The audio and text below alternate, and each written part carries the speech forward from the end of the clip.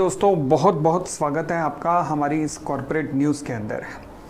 तो दोस्तों जो पहली बार इस कॉर्पोरेट न्यूज़ को सुन रहे हैं, ये कॉर्पोरेट न्यूज़ क्या है? ये एक प्रयास है आपके ज्ञान में, आपके नॉलेज में वृद्धि करने का।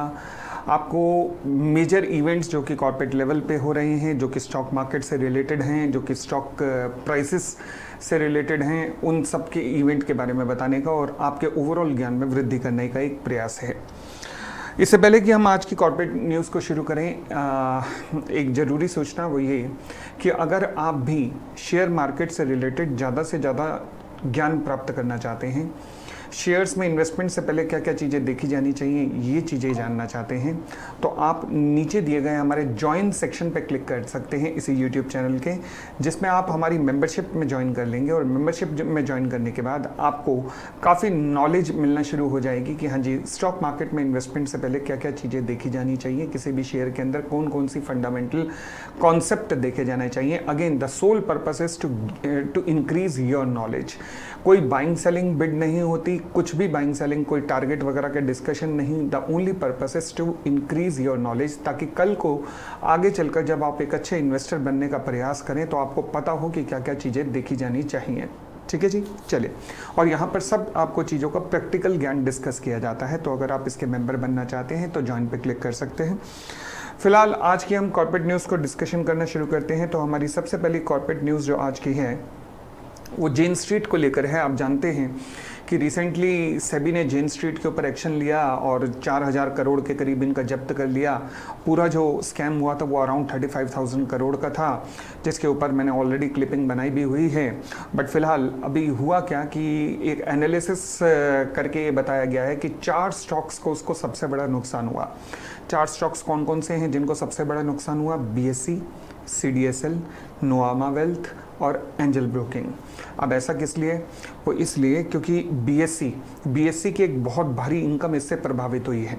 तो जिसने ये प्रभाव क्या पड़ा है कि BSE अभी जब मैं ये बना रहा हूँ ना तो कॉर्पोरेट न्यूज़, तो इसके बाद मैं एक BSE के ऊपर एक स्पेसिफिक वीडियो भी बनाने वाला हूँ, जहाँ पे BSE के ऊपर ही डिस्कशन करने वाला हूँ कि BSE का स्टॉक लगातार क्यों गिर रहा है, उसका रीज़न क्या है। रीज़न ये है BSE के मेनली स्टॉक गिरने का, क्योंकि अभी सेबी ने और भी कुछ एंटिटीज़ के ऊपर इन्वेस्टिगेशन शुरू कर दी है। और जब इन्वेस्टिगेशन शुरू कर दी है तो BSE का एक अच्छा खासा रेवेन्यू जो है वो डेरिवेटिव मार्केट से आता है। और क्योंकि डेरिवेटिव मार्केट से आता है और वो डेरिवेटिव में ट्रेडिंग काफ़ी हद तक रुक गई है अब, तो इसलिए BSE की इनकम प्रभावित हो रही है, जिसलिए BSE का शेयर लगातार गिर रहा है। तो फिलहाल 12,000 करोड़ के मार्केट वैल्यूएशन का लॉस 4 कंपनियों को हुआ है, जिन 4 कंपनियों को मैंने आपसे बात की।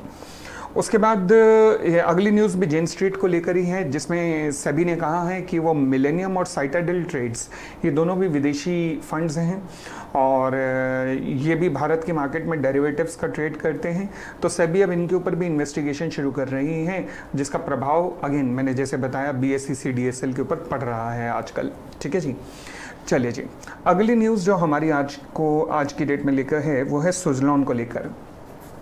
सुज़लॉन ने क्या किया है रिसेंटली, अपनी सुज़लॉन एनर्जी ने इसकी एक 100% या फिर होली ओन सब्सिडरी कंपनी हुआ करती थी, उसको अपने में मर्ज कर लिया है।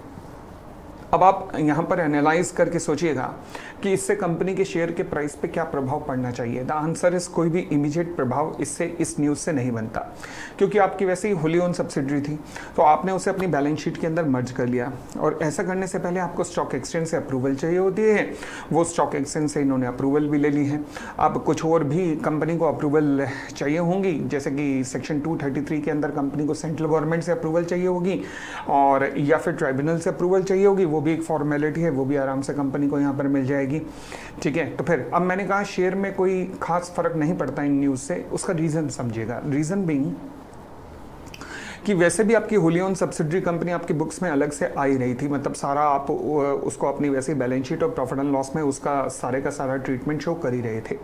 बट इससे केवल एक फ़ायदा होता है, जब भी होली ओन सब्सिडरी कंपनी को आप मर्ज करते हो तो कॉर्पोरेट लेवल पे देखा जाए तो कॉर्पोरेट की जो हेडेक होती है 2 कंपनीज़ को मैनेज करने की, 2 कंपनीज़ के कंप्लाइंसेस को पूरा करने की, वो हेडेक थोड़ी सी कम हो जाती है। तो कंप्लाइंसेस के खर्चे थोड़े से कम हो जाते हैं, बट इमीडिएटली शेयर पे कोई इसका इम्पैक्ट नहीं होता। बट मैनेजमेंट की सिरदर्दी हमदर्दी थोड़ी सी कम हो जाती है। बस ये बेनिफिट सुजलॉन को मिला है।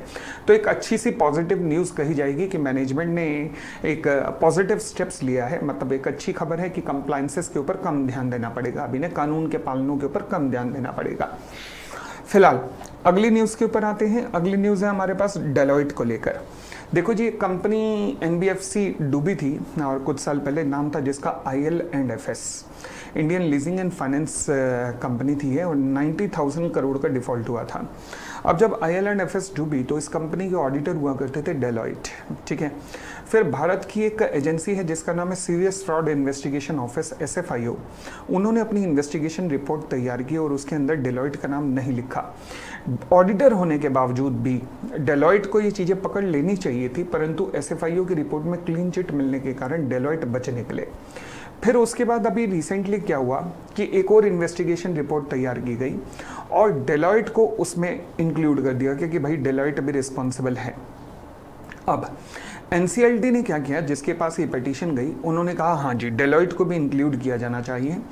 अब डेलॉयट ने इस इंक्लूजन के खिलाफ एप्लीकेशन फाइल की हायर कोर्ट में कि सर हमें कैसे इंक्लूड कर दिया जा रहा है। जब SFIO की रिपोर्ट में हमें क्लीन चिट दी गई थी, उसके बाद SFIO की ही एक और रिपोर्ट बनी, उसमें हमारे को आरोपी बनाया गया, मतलब हमारा नाम उसमें डाला गया है। तो फिर जब पहले नहीं डाला गया, अब डाला गया है, तो आपने सीधा इंक्लूड तो करवा लिया, बट हमारा पक्ष रखा जाना चाहिए, हमारा पक्ष सुना जाना चाहिए और हमारे को अपॉर्चुनिटी पूरी दी जानी चाहिए अपना पक्ष रखने की। उसके बिना आप हमारा नाम कैसे इंक्लूड कर सकते हो? देखो जी मैं अपना पर्सनल व्यू बताऊं तो मुझे लगता है डेलॉयट का नाम तो आना चाहिए था being an auditor of the entity, but फिलहाल डेलॉयट का नाम SFIO ने इंक्लूड नहीं किया।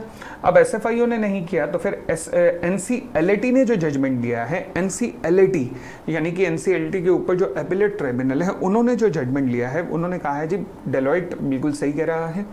जब तक डेलॉयट को हम पूरा सुनवाई का मौका नहीं देंगे, जब हम कहेंगे कोर्ट अप्रूवल देगा, केवल तभी डेलॉयट का नाम अब इस इन्वेस्टिगेशन के अंदर इंक्लूड होगा, उसको कोई आरोपी बनाया जाएगा, अदरवाइज डेलॉयट के ऊपर कोई एक्शन नहीं होगा। कोर्ट का जजमेंट है, हम सबको सम्मान करना चाहिए। हमारे पर्सनल व्यू गए तेल लेने, समझ गए?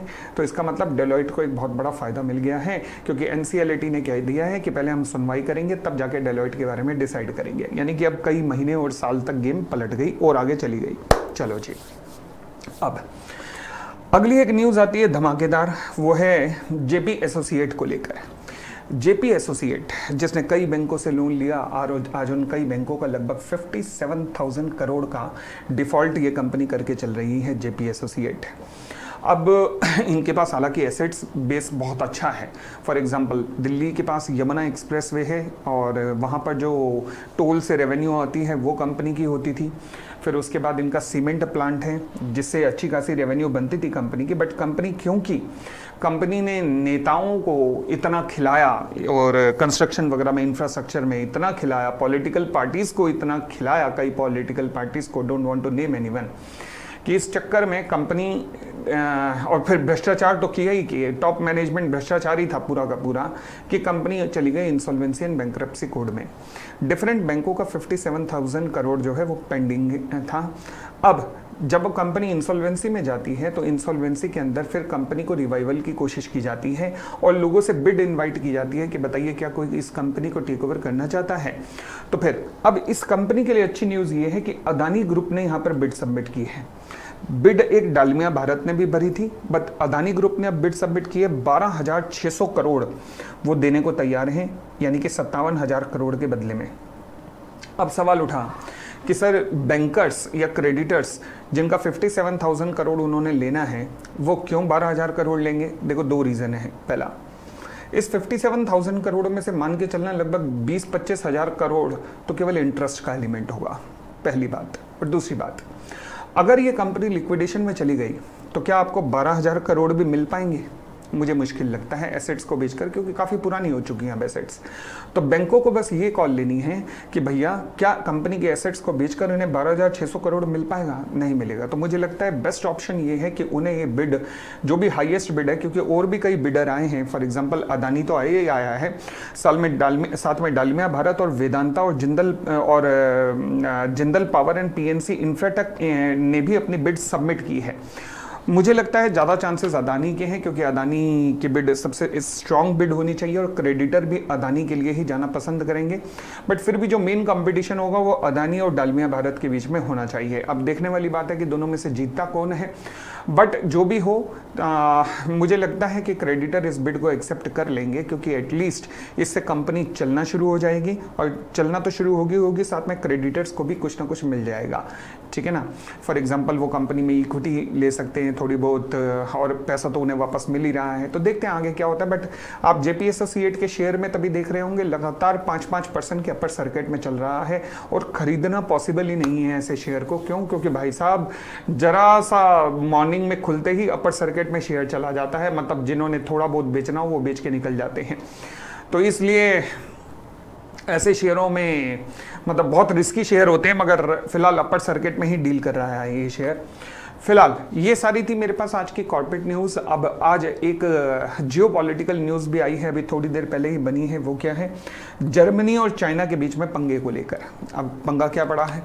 पंगा ये है कि मुझे लगता है कि संसार जिस हालात से चल रहा है ना, तो कोई पंडित जी या ज्योतिषी से पूरे संसार की एक बार ना जन्मपत्री चेक करवा ही लेनी चाहिए। भाई कभी यहाँ पंगा, कभी वहाँ पंगा, कभी कहीं युद्ध, कभी कहीं युद्ध। अब हुआ क्या कि लाल सागर है, इसे रेड सी कहते हैं। अब रेड सी के अंदर यूरोपियन कंट्रीज और अमेरिका मिलकर अपने टोही विमान चलाते रहते हैं और चाइना की एक्टिविटी पे नज़र रखते हैं। अब नेटो कंट्रीज़ के जहाज उड़ते रहते हैं और ऑस्ट्रेलिया भी ये काम करता रहता है।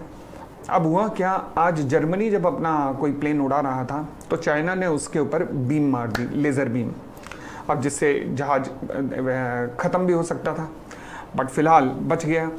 तो अब जर्मनी और चाइना में एक पंगा हो गया। जर्मनी ने कहा है कि तूने ऐसा क्यों किया। चाइना का भी कहना है जाना ये हमारा है।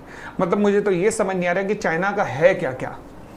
भाई चाइना ने क्या क्या समझ रखा है? पूरा साउथ चाइना सी उसका है। अभी तो वो शुक्र है हिंद महासागर नहीं मांग रहा, मगर वो भी धीरे धीरे मांगना शुरू करेगा, पक्की बात है। तो इसकी पिटाई तो होना लाजमी है, बट कौन करेगा ये देखने वाली बनती है। बट फिलहाल जर्मनी और चाइना ने एक दूसरे के ऊपर एक्यूजेशन शुरू कर दिया है। चाइना कहता है ये एरिया मेरा है पूरे का पूरा, आप यहाँ पर नज़र नहीं आने चाहिए। वो कहते हैं एरिया तेरे पिताजी का नहीं है, हम तो इसमें आएंगे ही आएंगे। फिलहाल एक पंगा हो गया है एक और। अब ज़्यादा आगे बढ़ने की तो चांसेस मुझे कम लग रहे हैं, बट ठीक है, एक दूसरे को 2-4 गालियाँ दे के चुप हो जाएंगे, ये चांसेस इसके ज़्यादा है। चलिए जी, तो हम आपसे मिलते रहेंगे ऐसे ही कॉर्पोरेट न्यूज़ के साथ। बहुत बहुत धन्यवाद, thank you, bye bye, take care, खुश रहिए।